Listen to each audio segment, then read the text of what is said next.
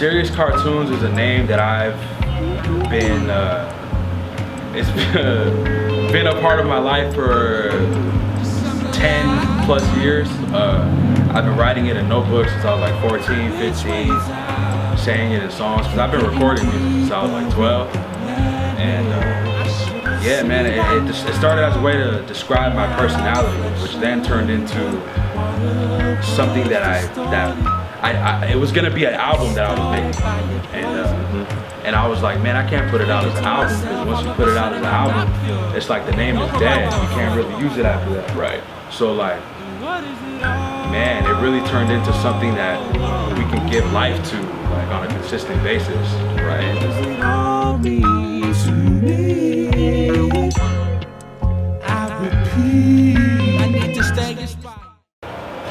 Man, I sat down with the man, discussed my ideas and my plans and my vision, and we just came together and Voltron made it happen, man. Cause I heard his idea and I was fast, man. I said, this is a great concept. And I said, we gotta do something with this. So like I always tell everybody, this is Thrett's idea.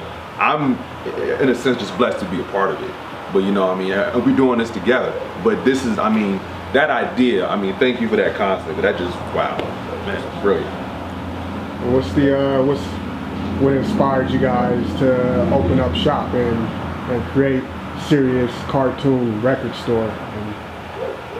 Just to carry on tradition, I mean, I've always wanted to own a record store, so has John. Yeah. We would have did it, and I believe that we would have did it separately. Right. But like, it just made sense to come together, you know what I mean? Like, you know what I mean? Yeah. Because I mean, our mindsets are so similar about everything. Yeah. It just, in this kind of way, the way it happened, kind of like, you know, because we had been brainstorming about Serious Cartoons, but then, you know, we were driving around one day, and I think we were just talking about records. We were like, you know, we should just look for a record store. So then we just started driving around San Bernardino, and we looked at some spots. We just drove by, took some numbers. Calls didn't go nowhere. Wow. But then I think you came over here. Yeah, my brother needed to pay his phone bill, and so I came with him randomly. Like, why would I come with him to do that? Like, we stopped right here. There was a for lease sign at the door. Called the number, and yeah, here we are. And God. Amen. That's an inside joke. Yeah. I mean, and it happened so quickly. I mean, I think mentally we're still catching up to where the theory is going, because this is something else. It's like the snowball effect, right? Yeah. Like being young entrepreneurs and stuff. What kind of anxieties or you know, the anxieties of opening up your own business, and what's the I guess the feel goods? It's like jumping off a cliff with no parachute. Yep. Like you maybe saw a mattress down there where you could land. maybe.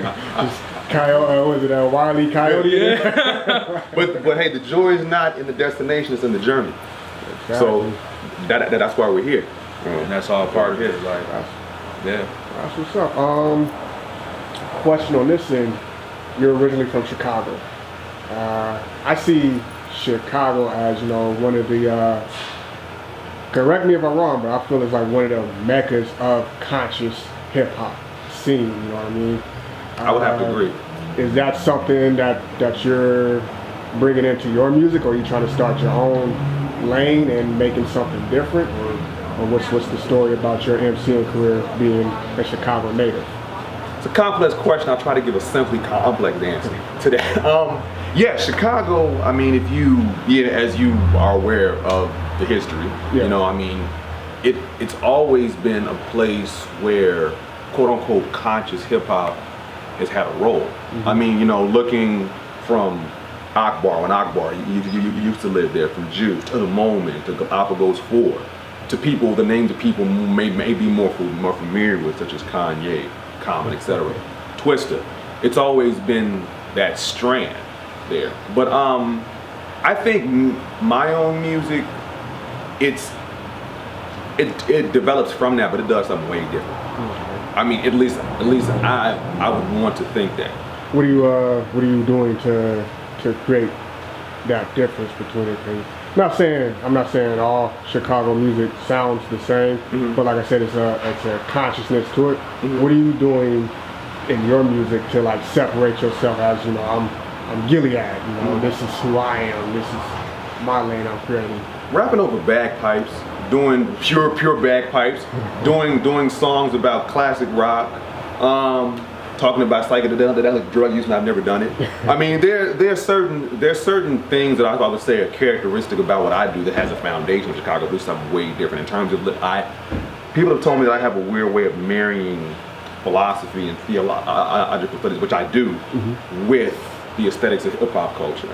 So, and yeah, my soundscape is very, because I mean, I tell people, when people ask my influences, I say, okay, my biggest influences to rap, probably Tori Amos and John Coltrane. Those are my biggest influences. So there's a foundation of hip hop in Chicago that I accept, but I deviate from very, and my crew, Tomorrow Kings, have been staples of that, you know. So, coming from Cuban and Mexican heritage, how has hip hop, or how have you put in your culture in your music? You know what I mean, as a hip hop artist. Cuban and Mexican ancestry specifically. Is it who has the boxing rivalry? Mexico and Puerto Rico, or Mexico and Cuba? Because I know it's like a three-way between them or something. Boxing rivalry? Yeah, would be Mexico and Puerto Rico. But I know Cuba's in there, so yeah, it's in there. So yeah, that's like yeah, you got boxers like Yoel Casamayor. Yeah.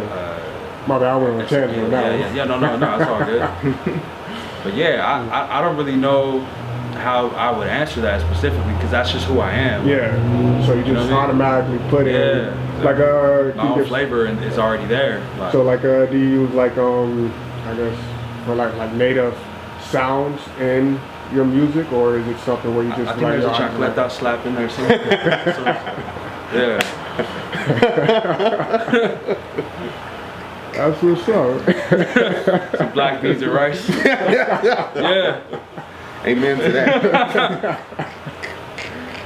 Oh man. Your guys' group, like what sound or what movement are you trying to? Crystal Radio changes every day. It does. The sound, I mean, we did this set in San Francisco, and we started out the set playing a song by Charles Manson. Yeah.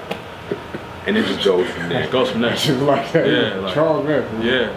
And I think the time before, we started with a sample from Highlander the Source, the movie. Yep. Highlander the Source. Yeah. Yeah. So you never know what might happen with that. And then we've done live shows. They just take a soul of their own. You know, so it just, you know, we did a record. I had an Accident Records, a cassette tape label last year. That was self-titled Crystal Radio, and that was kind of just, you know, I mean, his thought, my thought, it just came together as a collage of just art. I would say, you know, we actually were blessed to have a feature from Queen Heroin from the Juggernauts, who was on there. Johannes Dundee, Silentio was on there. He's a guy who I finally followed my show. I was surprised people even follow my show, but you know, we did a track together, and then the rest is just us. You know, so it was cool. It's cool shit. So you guys seem like real art-based. You know, like you guys really take time in the craft. What's your process like? What do you guys like? How do you guys ideate and then execute what you want to do? I think that, again, it varies. Like because we don't use computers. Yeah. It's all analog based. Yep. You know, machinery, cables, Why? electricity. Exactly. Why did you guys choose to go analog based? Well, that's how I learned. Like, my mom bought me a Roland MV8000 when I was 12 years old. And I still use that very same machine to this day. It's kind of like my motherboard now. It's like everything goes into that. And it's just not natural to me to make music on a computer. It's like counterintuitive. It's just like you like feeling the sound and actually hearing it raw, or? Yeah, It's just what I know. Yeah. Like That kind of reminds me of like how music was made back in like in the 70s and stuff, where it's just like you made music. It was like sitting down in a jam session or just fucking around in the studio or something. Like, is that like I guess, is that era a big inspiration to you guys, or is it?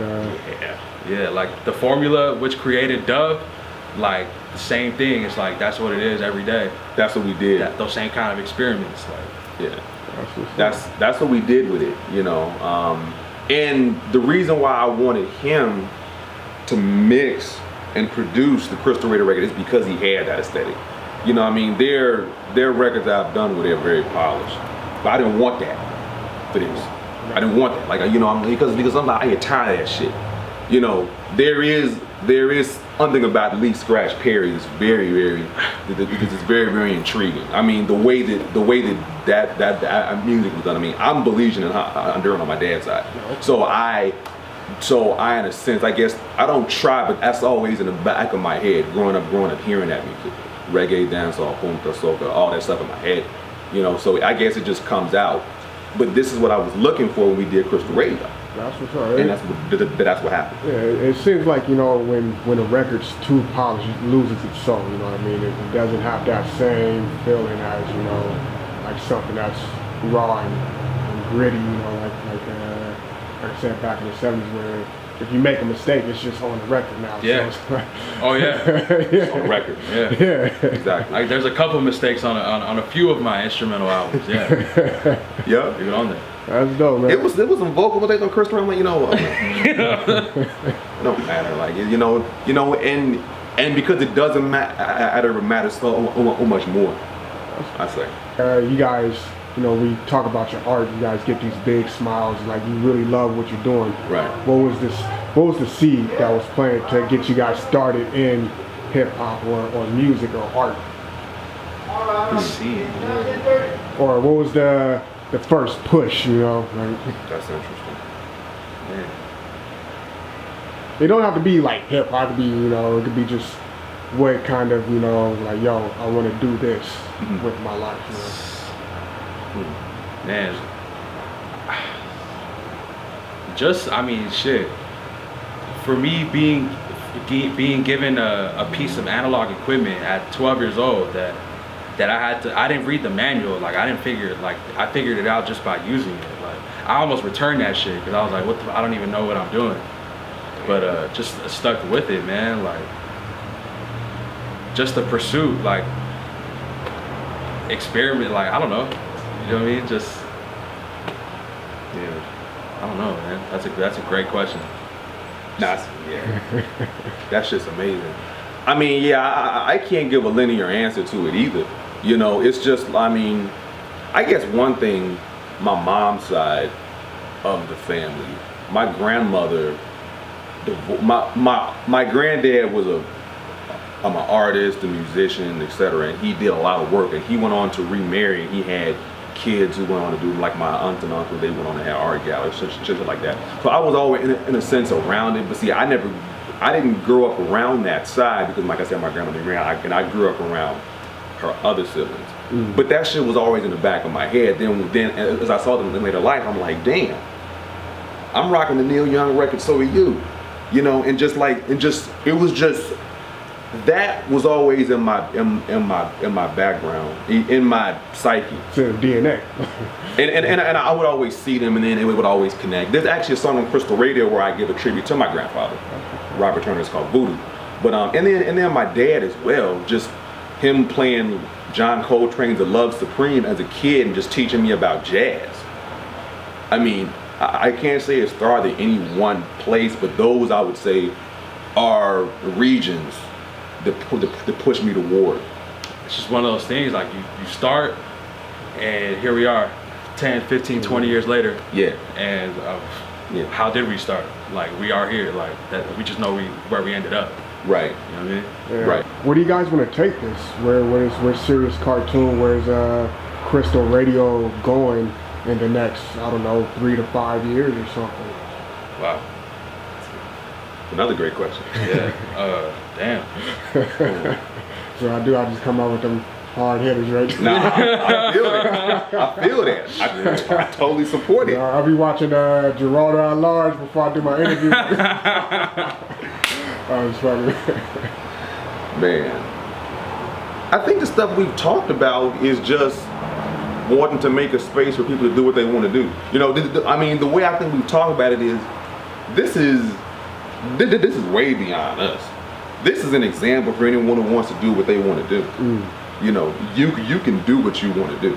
You know, and the story will be told on some things, but how this came together one day. The story will be told.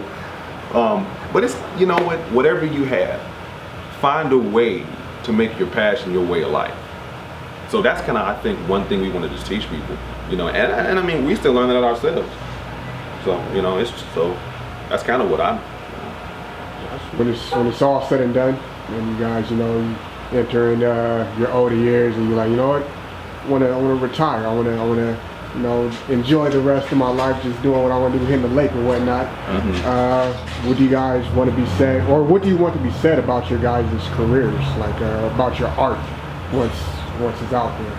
Oh man, that we gave no fucks, and that we pushed it to the limit, and that we took risks. We're willing to take risks. Yep. And we're just fearless and consistent providers of dope shit, really. Right. Yeah. I'm on the same wavelength, man. Look, you know, create a leg. My friend Taiwan Davis, I would say one of the most solid MCs from Chicago. You may or may not have heard of him. Solid. He said, you know what? He told me two things, because he helped me with a lot of stuff, and I would say thank you. He said, don't thank me, just give back. Second thing he said, create a legacy. And that, I think, is what's, you know, because legacy is something that transcends everything. Right. You know, and if we can create a legacy that inspires other people, we good. That's it. Any advice you could give to a young untapped artist out there? Untapped artist being someone, you know, in a position you were in maybe 3 to 5 years ago? Wow. Let's just say 3 to 5 years ago, for me for this to be my reality now, man, anybody could do it. Anybody. And Exactly. there are no excuses. Like, anybody could do, you can do anything you want to do. You just gotta, as cheesy as it sounds, It's real. put your mind to it, man. Like, Yep.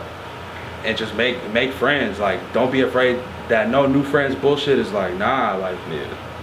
make friends, like, make solid connections, like, be a solid human being, and like, shit'll just come back to you. It's something to be said about what you put in, you get back. You know, it's something very universal about that concept, and you know, I can't explain it, but it works. You know, it's something, and I would tell anyone: study the craft, learn the history, don't repeat it. That's what's up, I man. think that's a wrap. How can you follow that? Whatever, man. Where can everybody reach you at? Where's the location? Where can they reach you at on social media? And Serious Cartoons Records on Instagram, Serious Cartoons on Twitter. We are at 3150 Northeast Street, San Bernardino, California. Open 7 days a week, 10 a.m. to 8 p.m. We're in here.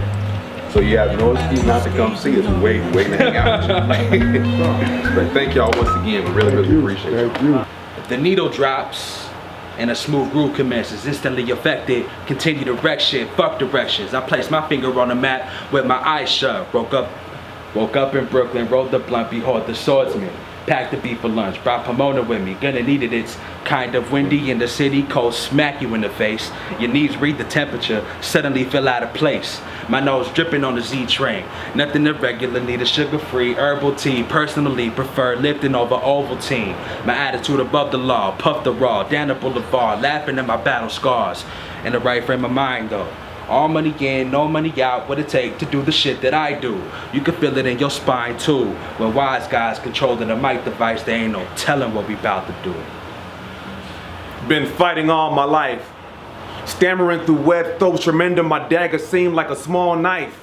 But the practice in the basement, sharpening it against a plastic mic where I'd rhyme away Chicago nights.